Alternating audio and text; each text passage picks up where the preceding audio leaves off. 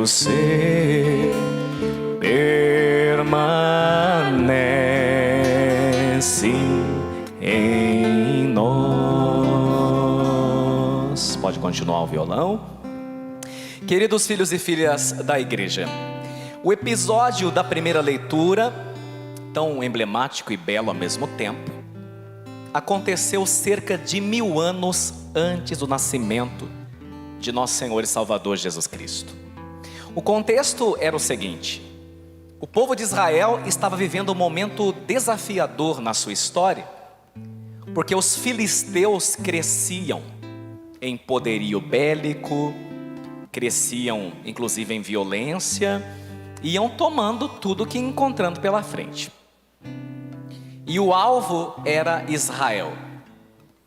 E os filisteus eram então em número maior que Israel e também em técnicas de guerra superior a Israel. Os filisteus estavam pressionando o povo de Deus por todos os lados. Então o que fazer? A única solução parecia ser escolher como chefe para aquele povo de Israel um homem valoroso, um homem hábil, um homem capaz de liderar uma milícia, um homem capaz de liderar os soldados israelitas. Mas onde encontrar um rei com esse currículo, com estas habilidades? Este era o problema. Pois bem, certo dia então o Senhor nosso Deus fala com seu profeta Samuel e fala para Samuel, porque o homem de Deus, Deus partilha os segredos dele com o homem de Deus, né? Samuel, eu já encontrei o líder. Você vai fazer o seguinte: eu escolhi alguém para essa missão, para liderar Israel. Você vai até Belém, tem um jovem lá em Belém, ele é membro da família de Jessé. Você já ouviu falar em Jessé? O Samuel, já ouviu falar em Jessé. Pois é, da tribo de Jessé. Você vai lá, e lá na casa do Jessé você vai encontrar o rei de Israel. O profeta Samuel, obediente, se põe a caminho, né? E chegando na casa de Jessé, fala para Jessé: olha Jessé, um dos seus filhos, Deus falou, vai ser ungido com óleo santo, rei do seu povo, rei de Israel. Imagina se você fosse o pai. Jessé fica entusiasmado, né? Não se cabe de tão feliz, está muito feliz, se sente honrado porque Deus escolheu na casa dele o futuro de Israel. E tendo vários filhos, vocês se lembram quantos filhos eram? 7, mas na verdade era 8, né? Mas lá fala 7. Ele fala: eu tenho 7 filhos. Aqui você já vê o desprezo de Jessé por Davi. Davi nem entra na lista. Eu tenho 7 filhos. Ele não disse eu tenho 8. Esse é um detalhe muito interessante. E aí então, né, estão ali os 7, e o Jessé já começa a pensar, sem muitas delongas, conhecendo os seus filhos, conclui: ah, claro, o rei está aqui, na minha casa. E o próprio Jessé pensa, logicamente, na lógica dos homens, só pode ser Eliabe, o mais velho. Eliabe tem porte atlético, é lutador, né? É claro que é ele, porque vai liderar o povo, inclusive contra o exército dos filisteus. E sem delongas apresenta Eliabe para o profeta: bem, se está aqui o rei, com certeza é esse aqui, é o filho mais bem preparado que eu tenho. E é tão interessante que até o profeta, que está acostumado a ver as coisas como Deus vê, se equivoca, e o próprio Samuel fica entusiasmado. Se você reler depois na sua casa, você vai ver que quando ele vê Eliabe altão, fortão, com certeza é esse aí, é ele, né? Não vou mais precisar procurar, vamos começar o ritual. Mas quando Samuel vai começar o ritual, entre aspas, da ordenação, né, para a gente entender, a consagração do rei, Deus fala: não, Samuel, para, não é esse não. Aí o Samuel pensa: tudo bem, mas são 7, né? Quem que é outro? E o Jessé vai passando na fila aqueles que, segundo os critérios humanos, estão melhor preparados para aquela sublime missão, que era uma missão divina. E vai passando a filharada, e Deus vai falando: não, também não é, não, também não, não, isso aí é menos, também não. E quando passam os 7, Samuel entra em parafuso, que daí Samuel pensa: será que eu errei o endereço? É esse Jessé ou tem outro Jessé? Ele falou, você tem certeza que você não tem mais nenhum filho não, é? Aí o Jessé meio constrangido, tem um mirradinho lá, né? Mequetrefe, magrelo, branquelo, tá cuidando das ovelhas das montanhas e lutando com o urso na unha. Que para quem não sabe, Davi ficava sozinho e quando o urso ia atacar ele pegava na unha. Sabia disso? Não tinha ninguém para defendê-lo, porque a sua defesa era o próprio Deus de Israel. E é naquele contexto, quando os homens então vão olhando com seu olhar falho e fazendo escolhas errôneas, que Deus começa a falar, a minha lógica não é a lógica de vocês. Só aqui nós temos duas coisas interessantes. A primeira, você pode ser esquecido por todos e até pela sua própria família, mas Deus tem um alto posto reservado para você. Deus tem uma grande missão reservada para você, ainda que nem você acredite nisso, porque não é você quem faz é Deus. Você pode ser esquecido por tudo e por todos, mas você tem um Deus que nunca, jamais se esquece de você. A segunda coisa, não menos importante, falei um pouquinho disso ontem, na missa solene de São José, que dó que dá da turma que se apaixona por aparência. Como dizia até mesmo aquela atriz famosa, Fernanda Montenegro, ela dizia assim, a beleza externa só interessa nos primeiros 5 minutos. Depois você precisa ter algo mais para oferecer. Às vezes uma pessoa é muito bonita, tem porte atlético, mas não dá para conversar, não dá para partilhar a vida, porque a pessoa é vazia, é oca. E quem se apaixona pelo corpo, triste ficará, porque não se apaixonou pela alma. É preciso se apaixonar e se encantar pela alma das pessoas, porque a alma é imortal. E o nosso corpo mais cedo ou mais tarde definhará por causa do pecado original. Por isso, cuidado quando você é levado pelas aparências, né? Tem gente que vai escolher o futuro noivo, a futura noiva pela aparência e se lasca. Casa com um cara bonito, uma moça bonita, que vai ser a razão das suas lágrimas mais tarde, porque você se apaixonou pelo verniz, não pela essência. E aí então, quando Samuel acha que errou o endereço, que trazem um mirradinho lá. Era Davi. Quando Davi entra, Deus fala, pega o chifre. Por que pega o chifre? O chifre era o copo onde ficava o óleo, viu? O chifre era um copo. Dentro dele ficava o óleo perfumado que consagrava os reis. Deus fala, tá aí, é esse aí. Pega e unge. Aí até o Samuel fala, tá bom, o senhor está mandando, eu acho que ele não tem o currículo, as habilidades necessárias para o cargo. Mas se é Deus que está falando, Deus não erra. E assim Deus mais uma vez contraria toda a lógica dos homens. O homem, antes de se encontrar com Cristo, julga tudo segundo as aparências, julga tudo segundo a casca, segundo o verniz, segundo aquilo que consegue ver com os olhos humanos. E é tão interessante que Deus acertou tanto que Davi não houve depois de Jesus nenhum rei maior do que Davi. Até hoje Israel fala de Davi. Jesus, quando entrou em domingo de Ramos, logo nós vamos estar com o ramo na mão dizendo Hosanas ao filho de Davi, rei de Israel, Hosana nas alturas. Por quê? Porque Deus não olha com nossos critérios. E quem se encontra com Deus, quem se encontra com Cristo, começa a ver o mundo e as coisas não mais com os olhos carnais, começa a ver as coisas com os olhos de Deus. E então faz a grande e sublime descoberta que era cego, mas agora finalmente vê. Os homens de nossos dias julgam que seja verdade, ou que exista uma coisa ou não, somente aquilo que pode ser controlado pelos nossos olhos, constatado pelos nossos sentidos e verificado pelos instrumentos científicos. Nós chamamos isso na ciência e na filosofia de método empírico. Somente aquilo que é provado, somente aquilo que é experimentado é real.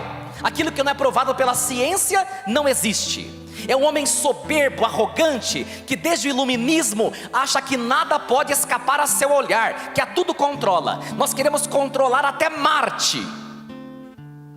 Mas é um homem que só enxerga a realidade material.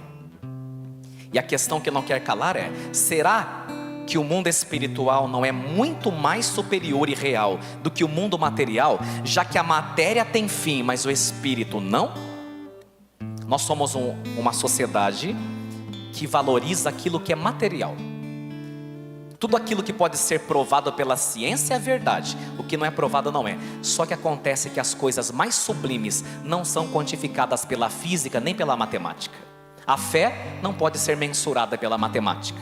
A vocação não pode ser provada pela ciência. O amor da tua mãe por você, não existe ressonância magnética, não existe máquina de tomografia que possa mensurar o amor da tua mãe por você. Se eu fizer um raio-x de você, uma tomografia do seu cérebro, eu não consigo verificar seus pensamentos. Eu consigo ver os impulsos elétricos, mas não existe uma máquina tão avançada que me mostre no que é que você está pensando, ou uma máquina que mostre na tela o quanto você ama seu filho e sua filha. Porque como dizia Antoine de Saint-Exupéry no Pequeno Príncipe, o essencial é invisível aos olhos, porque só se enxerga com o coração. Portanto, todos aqueles que não conseguem ver além da casca, além do material, são cegos, como o homem do Evangelho, e precisam ser iluminados por Jesus Cristo. Em outras palavras, sem Cristo, a gente não enxerga, porque Cristo é a luz que, vindo ao mundo, ilumina o próprio homem.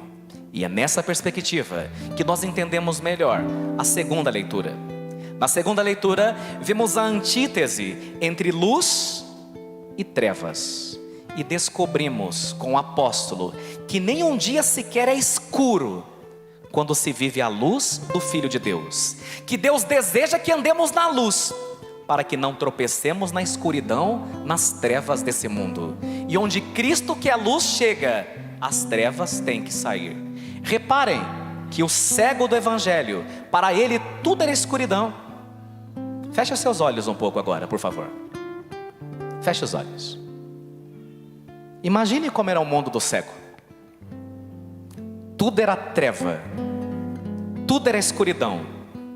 Mas a própria física newtoniana nos ensina que a escuridão não existe, que o que existe é a ausência de luz, que o frio não existe, que o que existe é a ausência de calor.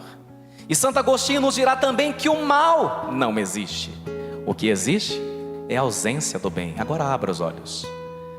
Quando a luz chega, as trevas têm que sair. E é por isso que Cristo dissipa e expulsa as trevas da vida daquele homem. Porque não pode haver escuridão onde a luz está presente.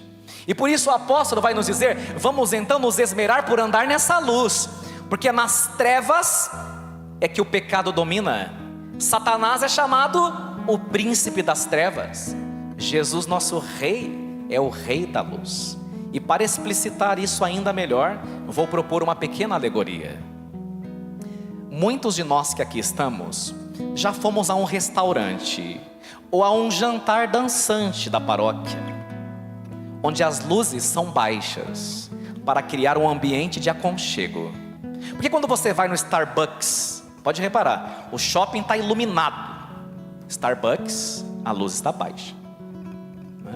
Você entra no Outback, cuja temática é restaurante australiano, comida australiana. O shopping está todo iluminado, mas o Outback está à meia luz. Você vai no jantar dançante, colocou a sua melhor roupa, mas as luzes não estão a pino, exceto quando o jantar é servido, para que aquela atmosfera de penumbra crie um ambiente de aconchego. E é quando a gente está num lugar desse que, infelizmente, quem nunca passou por isso, mais cedo ou mais tarde, a gente derruba um macarrão no paletó, ou na camisa, ou no vestido, né? Um molho, um macarrão, né? Ou quem sabe um molho madeira, e a gente fica constrangido. E a gente está com aquela mancha, talvez a gente nem tenha percebido, e alguém que está ali à meia luz na penumbra viu, caiu um pedaço de bife na sua camisa. E aí o que você faz? Dá licença. Discretamente você vai ao banheiro, né? É interessante isso, porque nesse lugar mal iluminado, quando a comida cai na minha roupa, eu pego um guardanapo. Não sei se você faz isso, eu faço isso. Eu percebi que caiu, já pego um guardanapinho aí, e ali naquela penumbra, naquela meia luz, parece que eu resolvi o problema, né? Resolvi. Mas depois eu fico encasquetado, ou então apertou, e eu vou no banheiro. Quando eu chego no banheiro, a luz do banheiro é superior à luz do ambiente do jantar. E porque ali tem mais luz, eu percebo que quando eu esfreguei e achei que ficou mais ou menos limpa, eu percebo que na realidade o problema não foi resolvido, ele continua ali. Então eu pego um pouquinho de água, aquela toalha de papel que fica ali na frente do espelho, né? E tento também dar uma consertada, porque na luz do banheiro a coisa ficou mais evidente. E aí até que eu conserto, olho para o espelho, falei, pronto, o problema foi resolvido, vou voltar lá que agora vai começar o forró ou o shot, né? E vou dançar com a minha noiva, com a minha esposa, com os meus amigos. E quando a gente termina o jantar ou o almoço do Outback, qualquer que seja ele, e a gente sai e chega em casa que a luz está acesa, ou se foi um almoço, você pega o carro, sai do estacionamento escuro do shopping, bate a luz do meio-dia, eu olho para a camisa e o que acontece? O problema não só não está resolvido, mas eu percebo que a questão é muito mais séria. E que essa altura do campeonato eu percebi, com luz agora, total, que eu tentando consertar, eu piorei, porque a mancha estava aqui, agora eu consegui esparramar ela por toda a minha camisa e ficou um sujão ainda muito maior. E é então que eu percebo que só existe uma solução para resolver o problema da mancha na minha roupa: levar à lavanderia. Não tem outro jeito, é preciso se lavar. Não é isso? É sobre isso que a palavra está falando para nós hoje. O mesmo acontece quando estamos diante do Senhor, na vida da igreja, na vida do Evangelho, iluminados pelo seu Evangelho. Nós vamos percebendo os erros que estão em nós. Quando uma pessoa começa a participar da missa, e ela começa bem assim no comecinho, recém-convertido, ela vai percebendo, eu não sabia, padre, que faltar a missa de domingo é pecado, não. Eu vinha quando eu sentia no meu coração. Eu falo, você está errado, está no caminho do inferno, né? Tem que falar, para a pessoa não se perder. Padre, não sabia não, que se eu durmo com a minha namorada, eu não posso comungar, não é? Não pode, está em pecado grave, você é um fornicador, e os fornicadores não herdarão o reino de Deus, está na carta de São Paulo aos Gálatas, né?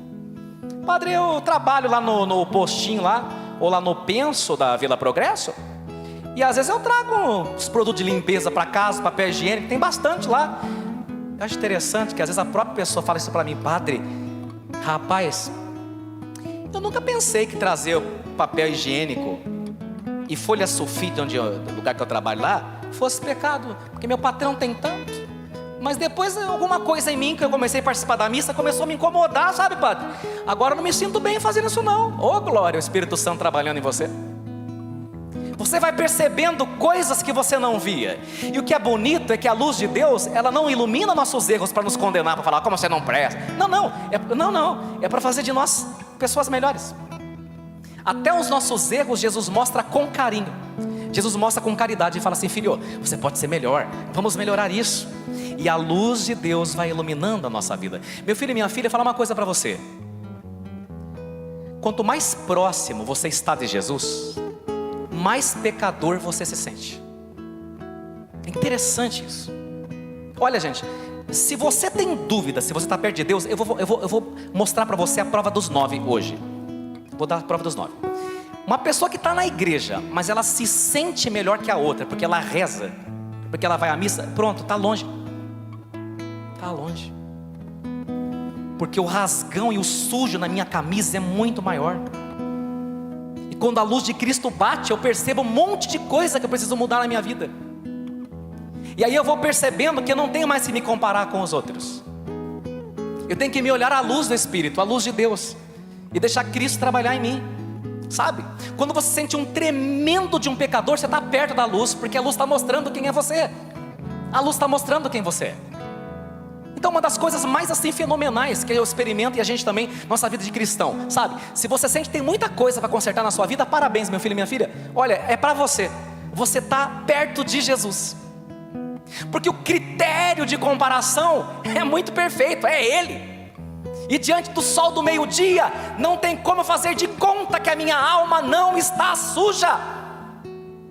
Quanto mais próxima uma pessoa está do Senhor, mais ela perceberá seus pecados. Quanto mais distante, mais perfeita se sentirá, e ela começará a ver os erros dos outros. E esse era o problema dos fariseus do Evangelho. Eles eram especialistas em detectar erros nos outros, mas eles eram incapazes de detectar erros neles. E é então que nós podemos olhar para o Evangelho. Jesus arranca o homem e os homens das trevas onde eles estão submersos. Santo Agostinho vai nos dizer que o pecado original é essa cegueira de nascença. E você não tem culpa de ter nascido com o pecado original, a gente herdou de Adão e Eva. Mas a palavra vai dizer em Romanos capítulo 5, com efeito todos pecaram. Quando aquele homem pergunta, Senhor, o discípulo, quem pecou, hein? A resposta é todo mundo. Todo mundo pecou. Todos nós somos pecadores, com exceção da Virgem Maria. Então, ele não tem culpa de ter nascido cego, não. Isso é consequência do pecado original. E por isso Santo Agostinho vai dizer, todo mundo nasce cego, e é pelo batismo que a gente volta a enxergar. Sem Cristo os homens não veem nada. E é por isso que pelo batismo, nos lavando não mais na piscina de Siloé, mas na pia batismal, nasce um novo homem, nasce uma nova mulher. E aqui a delicadeza, a sutileza de Deus é belíssima, porque na primeira criação fracassada, não por culpa de Deus, mas pelo pecado, Deus cria Adão do barro, soprando nele seu hálito, que é o Ruá, o Espírito Santo. E hoje, para curar o olho do cego, Jesus repete os passos do seu Pai, o Criador. Ele pega barro novamente e ele coloca a sua saliva. Por que a saliva? Porque na saliva está o hálito de Deus, está o Espírito Santo, está o sopro de Deus. E por que ele faz isso com o cego? Para dizer que a gente precisa se tornar um novo homem e uma nova mulher. Ao fazer isso com o cego, Jesus está dizendo, vocês precisam nascer de novo. Após você se encontrar comigo, a sua vida não pode mais ser a mesma.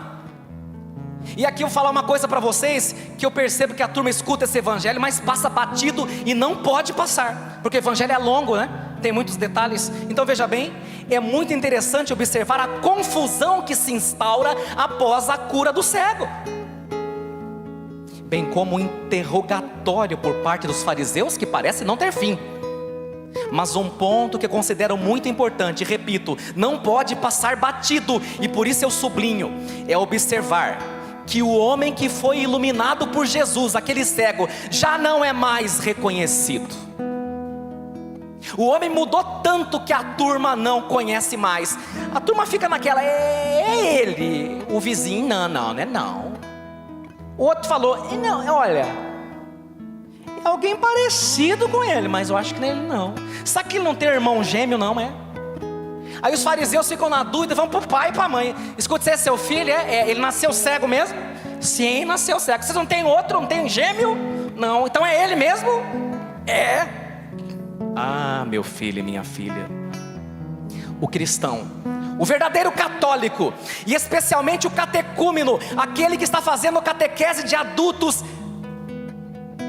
deveria sinceramente se perguntar, desde que eu fui iluminado por Jesus, será que eu também me tornei irreconhecível?